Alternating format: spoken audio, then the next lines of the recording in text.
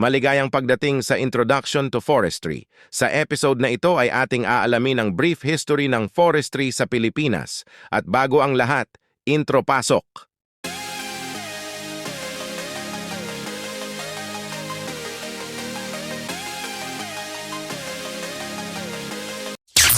Forestry is the art and science of managing, using economic and social principles to attain specific objectives in the care and conserving of a forest.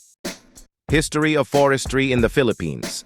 Panahon ng mga Espanyol taong 1521 to 1898, June 1863. Ang gobyerno ng Pilipinas ay nagkaroon ng organisadong forestry service sa bansa na tinawag noon bilang Inspeccion General de Montes at si Chief Forest Engineer Juan Gonzalez Valdez ang kauna-unahang head ng opisina nito, February 1874. Ang hari ng Spain ay ginawang illegal ang pagpuputol, pagsusunog, pagcultivate at pagkakaingin, December 1884. Nagtatag ang Spanish government ng mahigit kumulang na mga forest laws and regulations.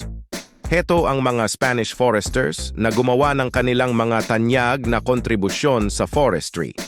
Forest Engineer Vidal, who conducted studies on Philippine flora. Forest Engineer Jordana, who conducted an intensive reconnaissance survey of the Philippine forest. Domingo Vidal, who authored the book entitled The Philippine Lumbers. Forestry under the Spanish regime. Gratuitous land grants. Ito ay issued sa Spanish government sa kanyang mga kolonista na makuha agad ang mga pag-aari nito base sa kasunduan. June 1863. Ito ay marka ng national concept ng simula ng forestry ng Pilipinas. Inspeccion General de Montes. Ito naman ay ang serbisyo sa ilalim ng Dirección General de Administración Civil na base sa Spain.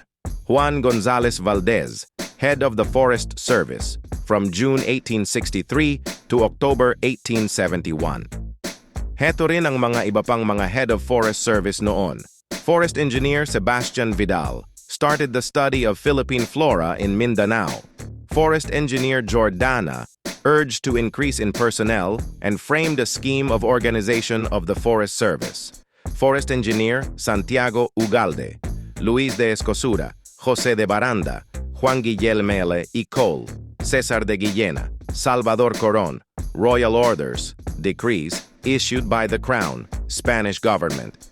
May 3, 1866, ordered the reconnaissance of the public forest. December 18, 1867, prescribed cutting rules and the kinds of permits to be issued. February 1874, allowed the granting of gratuitous licenses but prohibited kaingin making.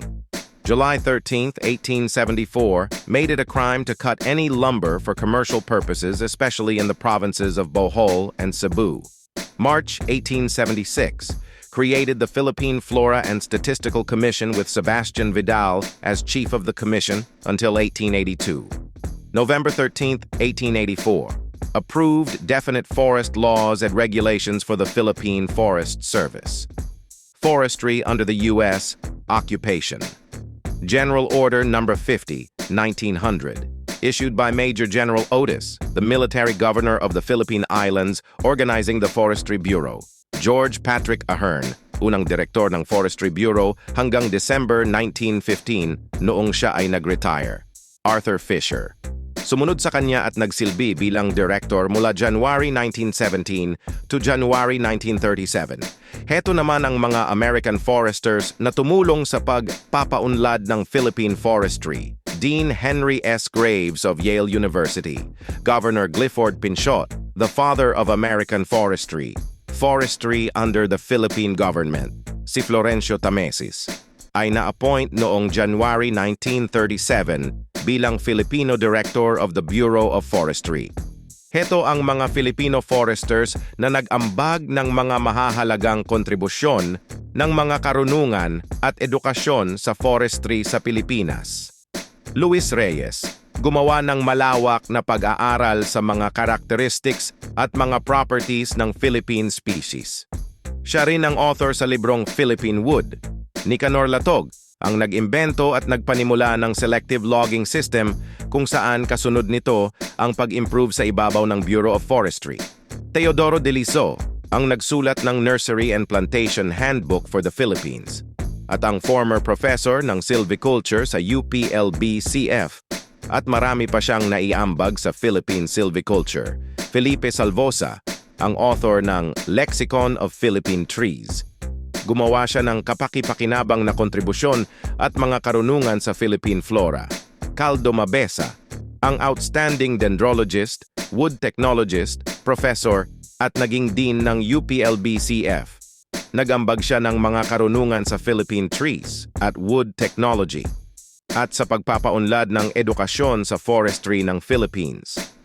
Faustino Francia, ang leading forest entomologist na nagsuri ng wood-infesting insects at nakadiskobre ng bagong species ng Philippine termites. Ang Regalian Doctrine o Jure Regalia. The Regalian Doctrine ay ipinakilala sa Pilipinas ang legal system nito pagkatapos ng pananakop ng mga Kastila noong 1521. Nakasaad dito na ang hari ang mayroong pinakamataas na kapangyarihan at pagmamay-ari sa lahat ng lupa at tubig nito. Ang doktrinang ito ay ibinigay ng hari ng Spain sa eksklusibong kontrol sa lahat ng isla ng Pilipinas. Ngayon, ang pag-aari ay kaloob na ng estado kaysa sa hari. Lahat ng lupang hindi naman klarong pag-aari ng pribado ay ipinapalagay na kabilang sa estado. Ang Regalian Doctrine ay nanatiling epektibo ito sa ilalim ng American administration noon at pagbibigay katwiran nito ang control nila over the Philippine lands and resources, kahit na hindi nila balak na ipagkait ito sa mga katutubo ang mga lupa na handa na kabilang sa kanila bilang pribado. Ka-forestry. Sa tingin ko ay hanggang dito na muna. Maraming salamat sa panonood. Have a good day and be safe always.